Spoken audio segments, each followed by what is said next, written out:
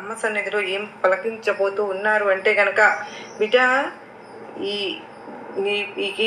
వీళ్ళ వలన నీకు అష్టకష్టాలు, అతి పెద్ద శత్రుత్వం కూడా నీ జీవితానికి పెనుబూతుల్లో మారబోతుంది కదూ.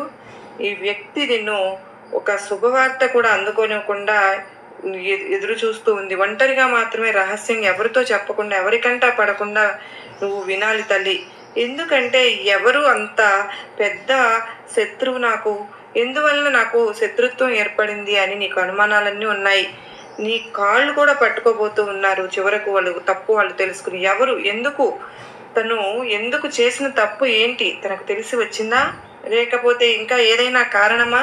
మరి నీకోసం ఎదురు చూస్తున్న ఆ శుభవార్త ఏంటి, నీ జీవితానికి సంబంధించిన రహస్యం ఏమిటి, ప్రతి ఒక్కటి కూడా తెలుసుకుని తీరాలి తల్లి. నీ కోసం ఎన్ని వార్తలు కాచుకుని కూర్చుని ఉన్నాయి. ఈరోజు 3 వార్తలు ఉన్నాయి. 3 కూడా నువ్వు అందుకుని తీరాల్సిన అతి ముఖ్యమైన వార్తలేనమ్మా. ఎట్టి పరిస్థితుల్లో కూడా ఏముందులే ఇందులో అని పక్కకు నెట్టేశావు అంటే, నీ దుర్గమ్మ సందేశాన్ని పక్కకు నెట్టేసినట్టే అంటే. ఎందుకంటే ఇక్కడ 1 కాదు 2 కాదు 3 కాచుకుని ఉన్నాయి మరి నీకోసం.